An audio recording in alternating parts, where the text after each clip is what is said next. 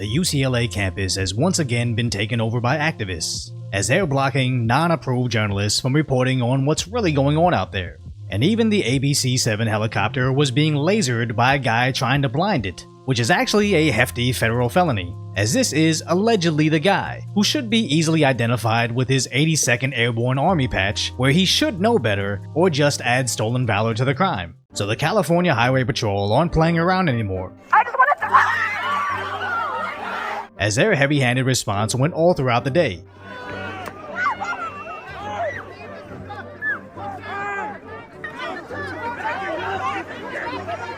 And if I'm not mistaken, that Asian dude with the old school camcorder is the same guy from last year covering the Santa Monica cop cavalry smashing that protest, still in green, carrying a much cheaper camera. So props to him for not being afraid of getting right in the mix and actually upgrading his equipment from last May and getting himself into college. But sadly, the prestige of going to UCLA isn't what it used to be. As I went to UCLA, it was for a breakdance battle, but I knew several students and know how difficult and expensive it is to get admitted there, especially as a freshman. And I don't even know what kind of education you'll get now, or if it's even worth getting in incredible amounts of debt. That's why it's great we have the sponsor for today's video, PDS Debt. We don't like to talk about it, but I think everybody accumulates more debt than we should, and it's easy to get behind when you combine car loans, student loans, medical bills, and most painfully, self-inflicted credit card debt. But now, PDS Debt is helping people consolidate all their debt into one low monthly payment, with customized options to get out of credit cards, personal loans, medical bills, or even debt already in collections. And PDS Debt is a top-rated company on Google and has an A+ rating on the Better Business Bureau. And right now, PDS Debt is offering a free debt analysis that only takes 30 seconds. So click the link down below or head over to pdsdebt.com/decoyvoice to get your free debt assessment today. So a brief recap if you haven't been following the nonsense on UCLA's campus, as their first protest was smashed by counter-protesters. Their second protest was smashed by the LAPD coppers, as they cut off their food delivery robots, to which their swine-tier BMIs had them cry, "Student Affairs is actively blocking food and water from coming in. This is not normal. It's unacceptable." So shout out to A Cat with News for apparently being approved to get this footage of this final protest, as they used chairs and chicken wire to block off the campus, to display their beat up mannequins to represent the victims, as they carry them to the campus, talking about burning it down. Students at UCLA set fire to the Ackerman Student Union building to protest the U.S. war machine.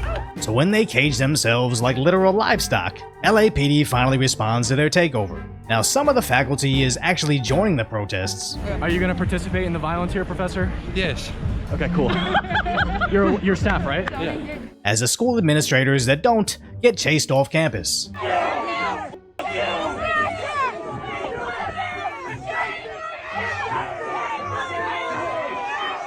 With the EBT tribes with their plywood shields blocking Cam Higbee from documenting their unemployed activities. And this isn't the first time, as they attacked him last protest too, but unfortunately were far too weak to actually be effective. But it didn't stop the masked mobs from trying to intimidate anybody not in their cause. You know what assault means? Assault means you're threatening me. You're threatening me. And you're alive right now. So you better watch it. Back off! So eventually campus security scuffled with the plywood lockers. But when the CHP arrived, they knew their time was up. Line, stay together! Line, stay together! Guys, no food for us to go and notice stuff.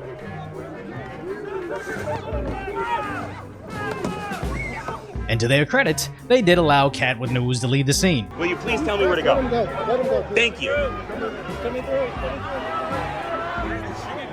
Okay, can I just go over there, please? Right here. I'm not holding your hand, dude. I'll just go through. It's fine.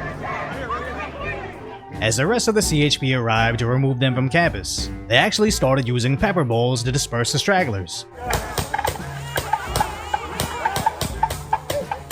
Which is actually the same thing the San Francisco cops did to stop the protests outside their federal building. Don't panic! Stay together! Stay tight! But But as the protesters pushed the police back to campus lines, apparently some of their arrestees were immediately released with just citations. And again, I say it every time, even if you pepper spray and detain all the unemployed behavior on campus, if your DAs refuse to actually prosecute, it does absolutely nothing but teach them that being a nuisance is not only allowed, but in a way sponsored by the state. Because let's be clear, absolutely none of these college protests actually stopped a single missile from striking civilians. So all this really is just letting the students hold an arts and crafts seminar on a public school campus, requiring law enforcement authorities to babysit them so they don't get smacked by the counter-protesters again, so they can simultaneously live out the Ralph Wiggum I'm helping meme alongside the Ralph Wiggum I'm in danger meme. And if you didn't watch any of The Simpsons, Ralph Wiggum isn't the person you'd think advanced education would help you become. But maybe actually it is, as even the Ivy League is spending resources on discussing the hidden aliens living on the moon, admitting activist students with 3-word vocabularies, and apparently holding what they call fight training.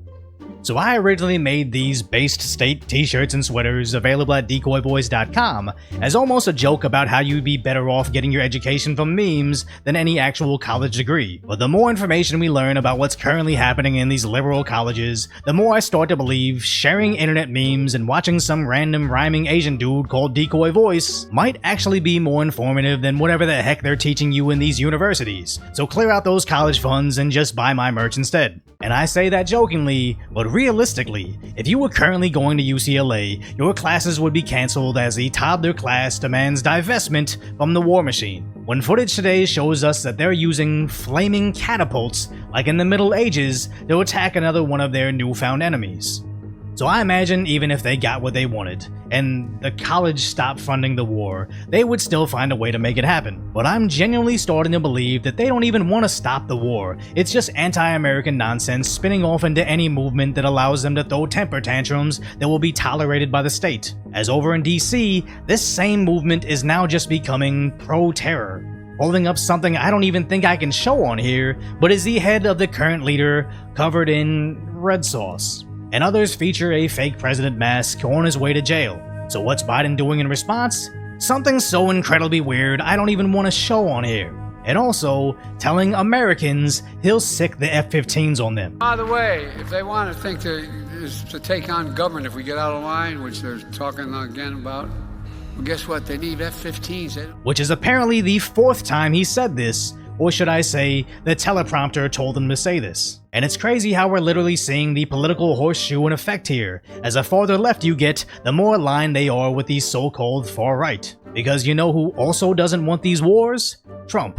And I'm not talking about the generic white rhino Republicans, I'm talking Trump and the America First conservatives. As we now know, one of our allies is making lists of their enemies that includes milquetoast YouTubers like Tim Pool and several other Americans that don't want to fund the war. So it almost seems like leftist activists and right-wing pundits all want the same thing, which is actually a Trump presidency. And those same kids marching through the deep blue streets would know that if they actually listened to what he's saying, not what the media is portraying, as he's the only candidate running on stopping the wars. Well, first of all, I'm the only one that is going to stop World War III, because this man can't put 2 sentences together. I don't want to see wars. I think it's so horrible, so unnecessary, so costly in terms of lives and money in that order. You can solve problems over a telephone. Instead, they start dropping bombs. Seeking revenge on those who started them. Revenge does take time, I will say that. It does. And sometimes revenge can be justified. And like the Daily Sneeds meme says, we all want his first speech to be this.